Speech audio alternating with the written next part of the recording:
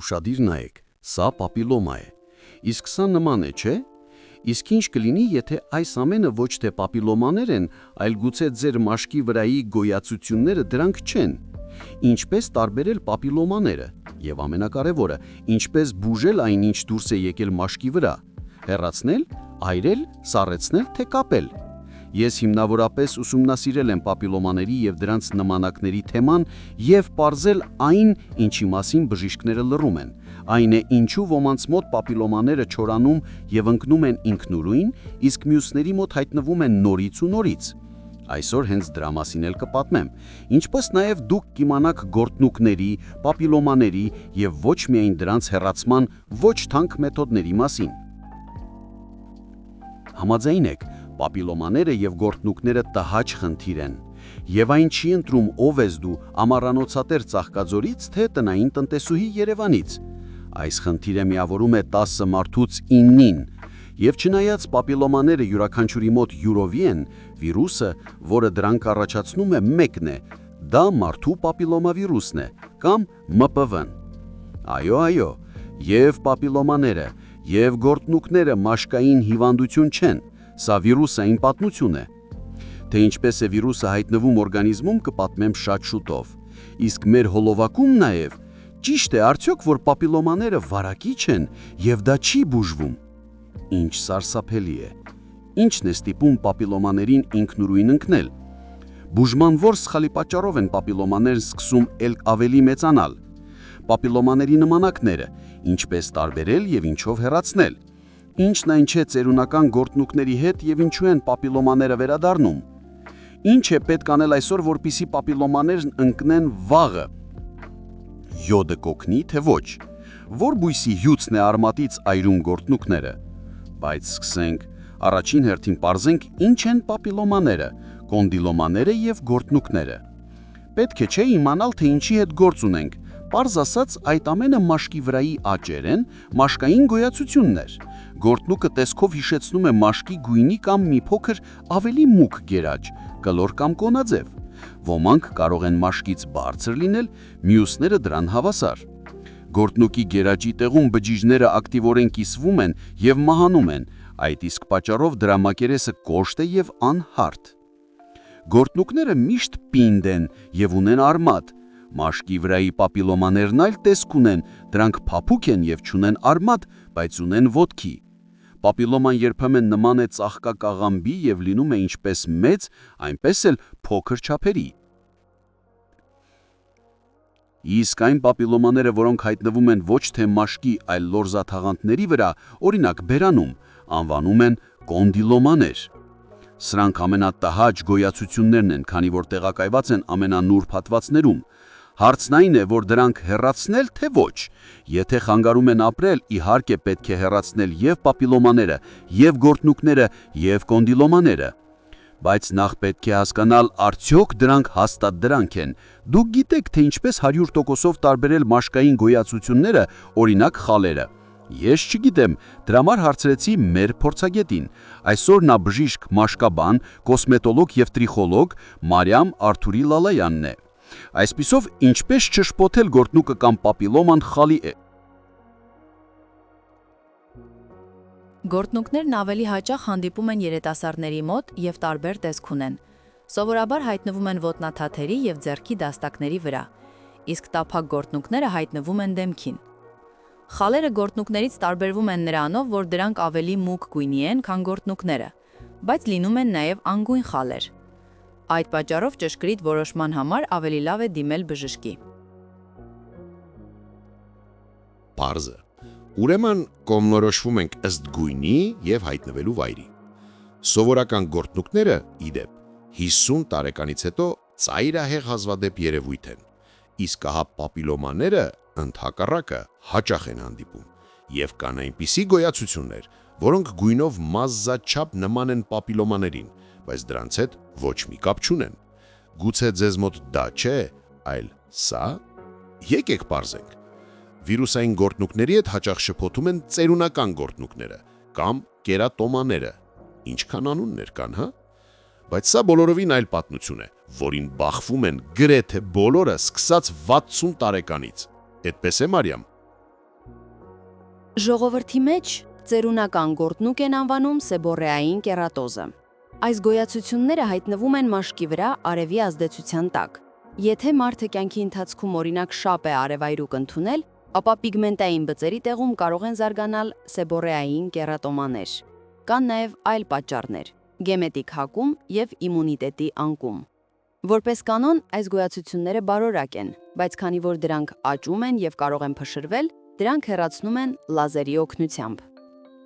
Ծերունական գորտնուկների քանակը տարիքի հետ աճում է։ Դրանք կարող են պատվել թեփուկներով և մեծանալ չափերով։ Բայց սա, ինչպես ասում են բժիշկները, ծերացման և մաշկի կառուցվածքային փոփոխությունների բնական գործընթաց է։ Բանն այն է, որ տարիքի հետ խախտվում է բջիջների նորմալ կիսվելը և հայտնվում են մարմնագույն, շագանակագույն կամ վարդագույն գոյացություններ։ Դրանք կարող են միաձուլվել բավականին մեծ գոյացությունների։ Ծերունական գորտնուկները գեղեցկություն չեն ավելացնում, բայց լիովին անվտանգ են, ինչպես և փափուկ մաշկային աճերը պարանոցին և անութափոսերում, թևատակերում։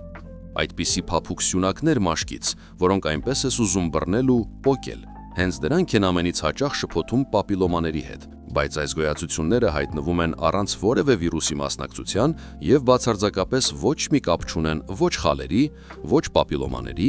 ոչ գորտնուկների հետ։ Դրանք փափուկ ֆիբրոմաներ են։ Պարզաբանեմ, ֆիբրոման անվնաս և անվտանգ գոյացություն է շարակցական հյուսվածքից։ Դրանց հայտնվելու պատճառները շատ են, սկսած գերսառեցումից մինչև բորբոքումներ կամ հորմոնալ տատանումներ, օրինակ ճարպակալման դեպքում։ Բայց ամենից հաճախ նման գոյացություններ հայտնվում են մաշկի բանալ սովորական վնասման պատճառով, երբ օրինակ ներքնազգեստը քսվում է ու քսվում է և քսվում նույն տեղում։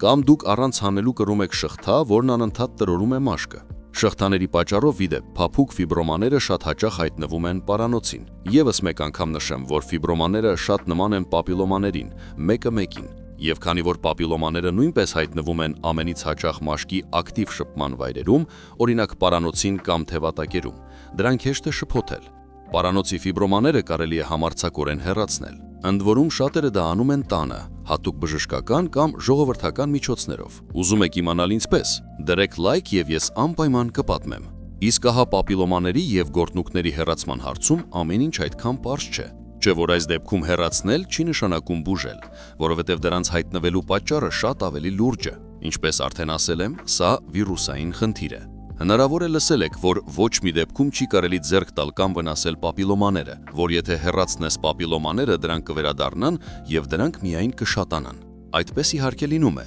բայց բոլորովին ոչ նրա պատճառով, որ դուք հեռացնում եք պապիլոմաները։ Իսկ ինչու, և ընդհանրապես ինչու են դրանք հայտնվում։ Եկեք իմանանք։ Եվ պապիլոմաները, և գորտնուկները, և կոնդիլոմաները հայտնվում են վիրուսի պատճառով։ Միայն թե պապիլոմաները առաջացնում է վիրուսի մի տեսակը, գորտնուկները մեկ ուրիշը, իսկ կոնդիլոմաները երրորդը։ Եվ եթե մարդու մոտ օրինակ դուրս են եկել պապիլոմաներ և գորտնուկներ, նշանակում է նա կարող է վարակված լինել վիրուսի 2-3 տարբեր տեսակներով միաժամանակ։ Իսկ հիշում եք սարսափ պատմությունները, ձեռքով մի կպիր դոդոչին գորտնուկներ կկպնեն։ Ստացվում է, որ դրանք վարակման իրական եղանակների հետ ոչ մի կապ չունեն։ Դոդոչները կապ չունեն, չնայած գորտնուկով վարակել իսկապես կարելի է, բայց ոչ թե դոդոչից, այլ մարդուց, ով կրում է վիրուսը։ Երկար ժամանակ համարվում էր, որ գորտնուկ կարելի է վերցնել դռան բռնակից կամ ձեռքսեղմակի ժամանակ, բայց բժիշկները հավաստիացնում են, որ նման եղանակով վարակվել գործնականում անհնար է։ Եթե ձեռքի վրա չունեք վերք,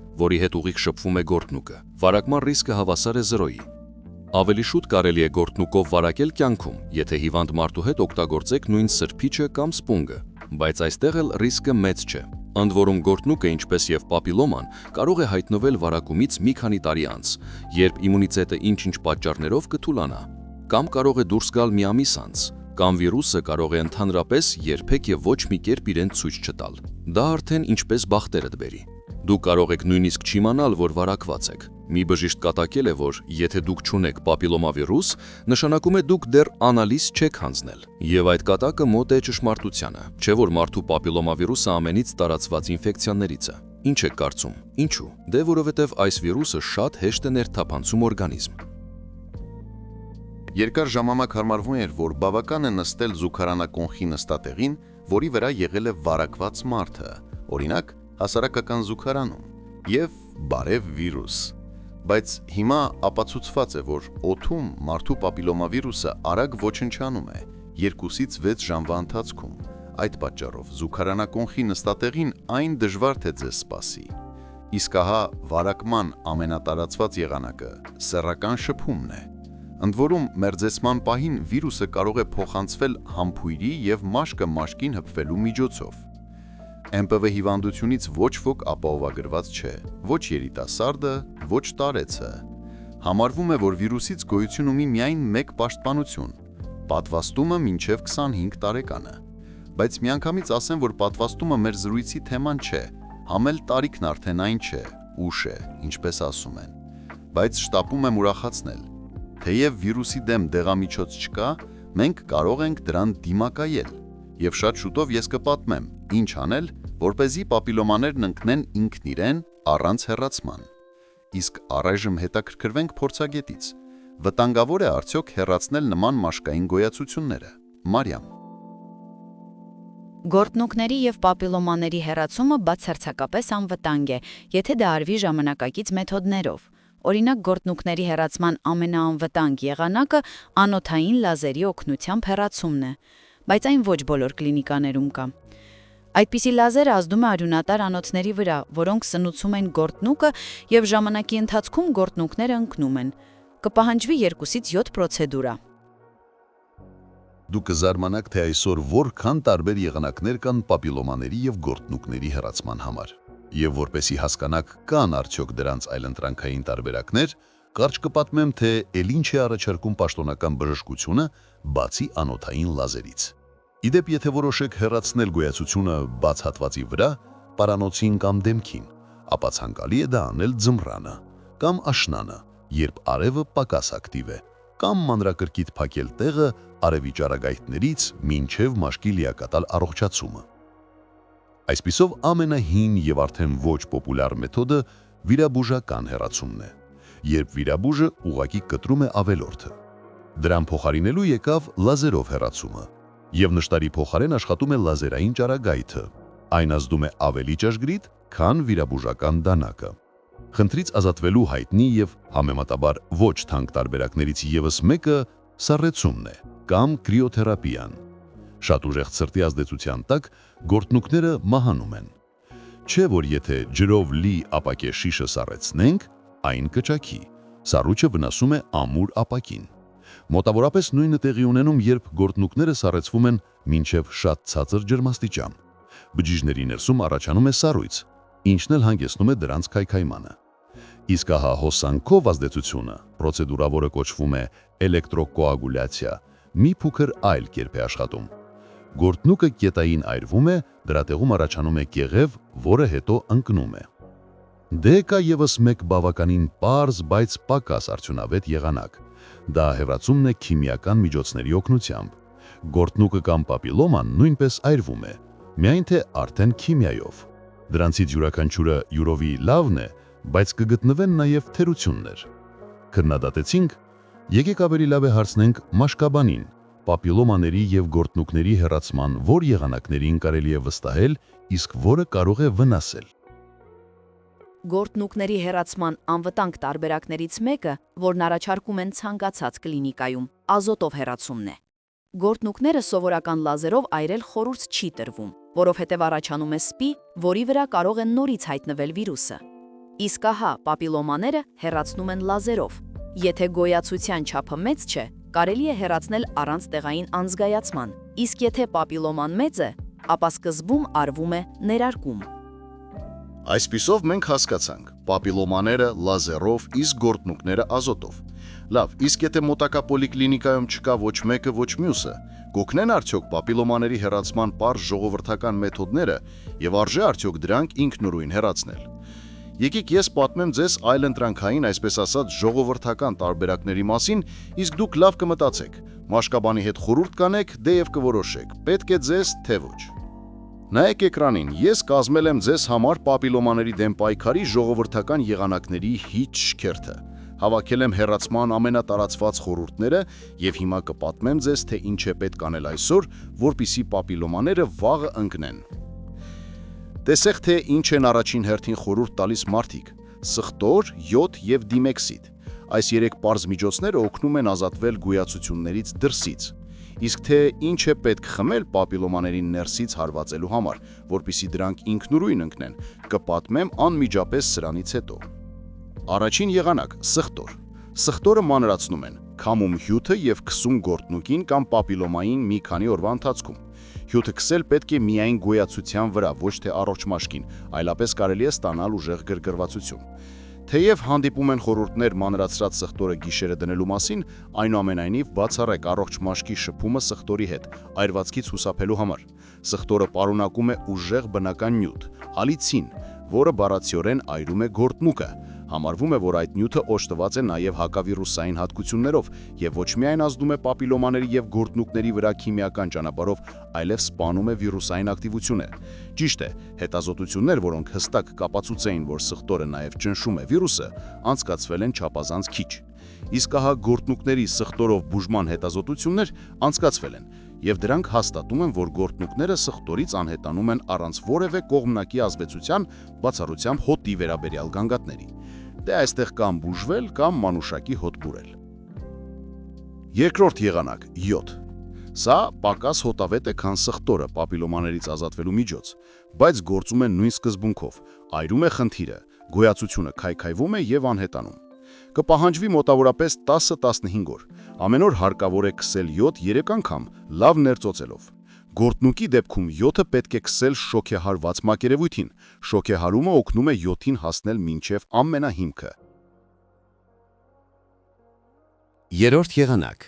դիմեքսիդ։ Սա դեղամիջոց է, որն օժտված է հակաբորբոքային եւ հակասեպտիկ հատկություններով։ Այո, դիմեքսիդը կարելի է անվանել քիմիա, բայց այդ քիմիան վաղուց օգտագործվում է հոդացավերի բուժման համար, մկաների բորբոքումների ժամանակ եւ գորտնուկների ոչնչացման համար։ Բայց կիրառելուց առաջ հարկավոր է խորհրդակցել բժշկի կամ մաշկաբանի հետ։ Բուժումը բարդ չէ։ Նոսրացրեք դիմեքսիդը ջրով, 1:3-ի հարաբերակցությամբ։ 1 մաս դիմեքսիդ, 3 մաս ջրին։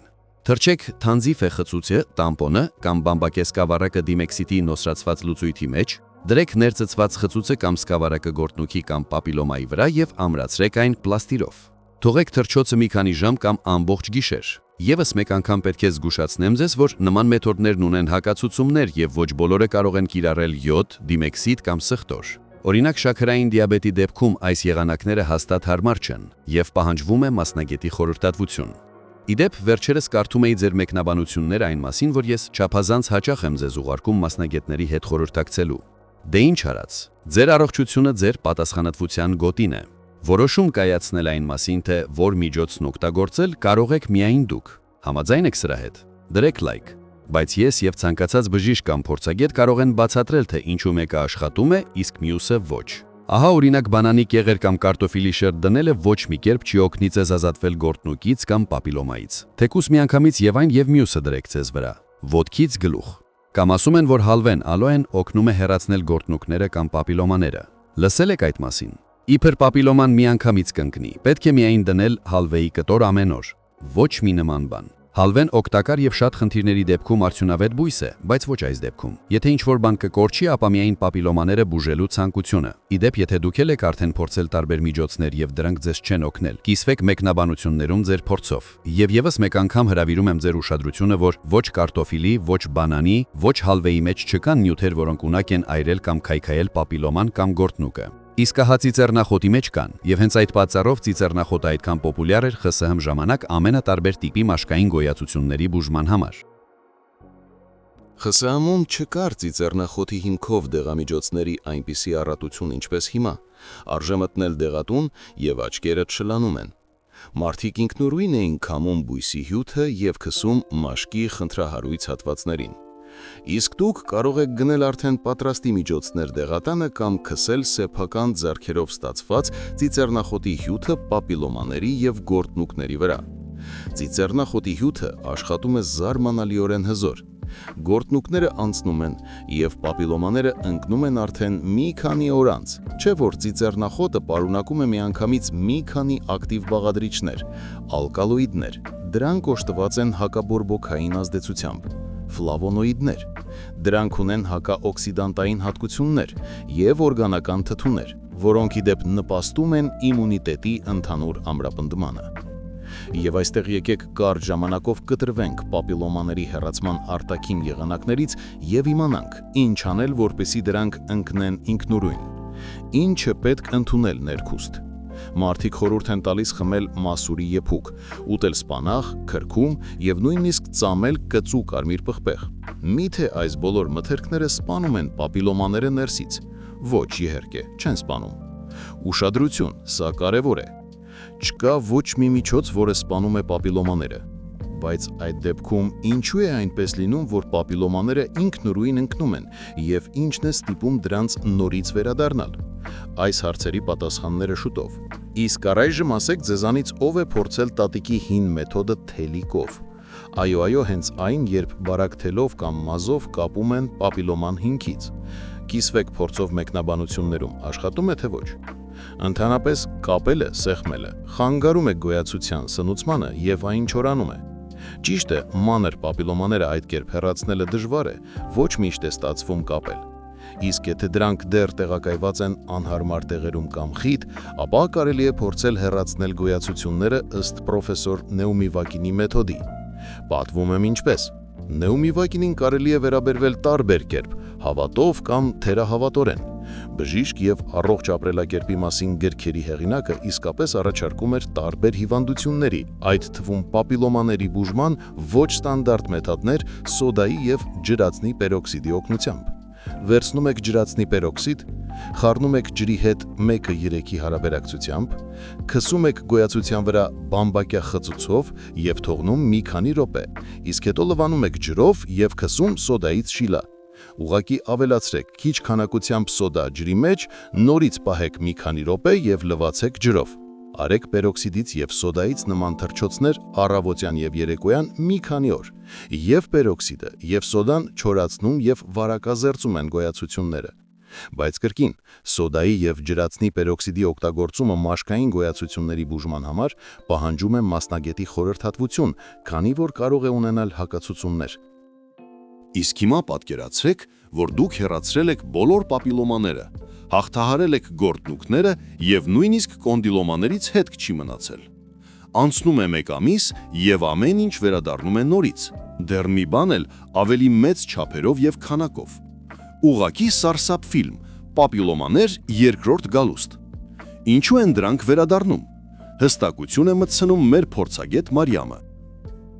Պապիլոմաները վերադառնում են, քանի որ օրգանիզմում առկա է մարդու պապիլոմավիրուսը։ Նոր պապիլոմաների առաջացմանը նպաստում է իմունիտետի անկումը եւ անառողջ ապրելակերպը, ծխելը, ալկոհոլը, սխալ սնունդը, մեծ քանակությամբ քաղցր, խմորեղեն եւ յուղոտ։ Հասկացաք, դրանք վերադառնում են, որովհետև սա վիրուսային խնդիր է։ Կարելի է հանել գորտնուկները, հեռացնել պապիլոմաները, բայց վիրուսը դրանից ոչ մի տեղ չի կորչի։ Այ ուրեմն ինչու են ասում, որ ՄՊՎ-ն ընդմիշտ է։ Միթե եթե մեկ անգամ կպա վիրուսը, ապա դա ամբողջ կյանքի համար է եւ չի բուժվում։ Դա ճիշտ է, բայց միայն մասամբ։ Շատ մարդկանց մոտ պապիլոմավիրուսը ապրում է օրգանիզմում մի քանի տարի, իսկ հետո ոչնչանում է ինքն իրեն։ Ուզում եք իմանալ ինչու։ Ես ուսումնասիրեցի տեղեկատվությունը եւ իմացա, որ իսկապես մարդկանց 90%-ի մոտ վիրուսը անետանում է որոշ ժամանակ անց, որովհետեւ իմունիտետը ճնշում է վիրուսը, դուրս է մղում այն բջիջներից։ Այսինքն դեպքերի բացարձակ մեծամասնությունում վարակվելուց 2-3 տարի անց վիրուսը ձեր իմունիտետի ճնշման տակ հանձնվում է եւ պապիլոմաները ընկնում են ինքնուրույն։ Այսպիսով ինչն է սպանում պապիլոմաները ներսից։ Ձեր սեփական իմունիտետը, իսկ քրքումը օրինակ բարձրացնում է իմունային համակարգի ակտիվությունը, ինչպես եւ մասուրը եւ այլ օգտակար մթերքներ, որոնք խորհուրդ են տալիս ուտել կամ խմել պապիլոմաների առկայության դեպքում։ Այդ պատճառով, եթե ձեզ մոտ դուրս են եկել պապիլոմաներ, ուշադրություն դարձրեք առողջությանը ընդհանուր առմամբ եւ զբաղվեք իմունիտետով, եւ արեք դա այսօր, որպեսզի պապիլոմաները ընկնեն մոտ ժամանակներս։ Լավ իմունիտետի դեպքում վիրուսը ոչնչանում է եւ պապիլոմաները ընկնում են։ Սա փաստ է։ Այսինքն կարելի է ոչինչ չանել պապիլոմաների եւ գորտնուկների հետ։ Զբաղվում ես իմունիտետով, սպասում ես եւ դրանք ինքնուրույն ընկնում են։ Այո, բայց կա մի նրբություն։ Իմունիտետը այնքան բարդ բան է, որի հետ կապված հնարավոր չէ տալ ոչ մի երաշխիք։ Եթե ձեզ մոտ ամեն ինչ հիանալի է իմունիտետի հետ, ապա վիրուսի արկայության դեպքում գորտնուկները եւ պապիլոմաները կարող են ընդհանրապես չհայտնվել եւ դուք նույնիսկ չեք իմանա, որ երբևէ վարակվել եք։ Բայց եթե վիրուսը կա, ապա բավական է իմունիտետը սայթակի եւ կհայտնվեն այդ բոլոր տհաճ աճերը, որոնք ստեղծում են անհարմարություն եւ փչացնում տրամադրությունը։ Բացի այդ, այն ընթացքում, քանի դեռ օրգանիզմը պայքարում է ՄՊՎ-ի տեսակի դեմ, դուք կարող եք վարակվել մեկ ուրիշով, իսկ դրանք հիշեցնեմ մոտ 200-ն են։ Դեև վիրուսի ցանկացած սրացում այդ ժամանակահատվածում կամ իմունիտետի անկում հրահրում է նոր պապիլոմաների առաջացում եւ հների մեծացում։ Եվ երրորդ, նույնիսկ այն, որ պապիլոմաները ինքնուրույն ընկնում են, 100%-ով չի նշանակում, որ վիրուսը ամբողջությամբ լքել է ձեր օրգանիզմը, ուղղակի ձեր իմունիտետը, այսպես ասած, մաքրել է մաշկը։ Դե իսկ ինչ անել։ Խորհուրդ եմ տալիս ինքնաբուժման վրա հույս չդնել, բայց ինքներդ էլ ձեռքերը ծալած չնստել եւ բարձրացնել իմունիտետը։ Դրա մասին իդեպ մենք ունենք առանձին տեսանյութ իմունիտետի ակտիվացման հասկանալի եւ մատչելի եղանակներով։ Խորհուրդ եմ տալիս դիտել։ Իսկ այստեղ կարճ տանցնեմ իմունիտետի ամրապնդման հիմնական հանձնարարականներով, որը սպանում է պապիլոմաները ներսից։ Այսպիսով, իմունիտետի ամրապնդման համար անհրաժեշտ է ավելի շատ լինել թարմ օդին, կոփվել, լիարժեք սնվել, ընդունել վիտամիններ, ընդունել բուսական ծագման իմունիտետի ակտիվատորներ, օրինակ ժենշեն։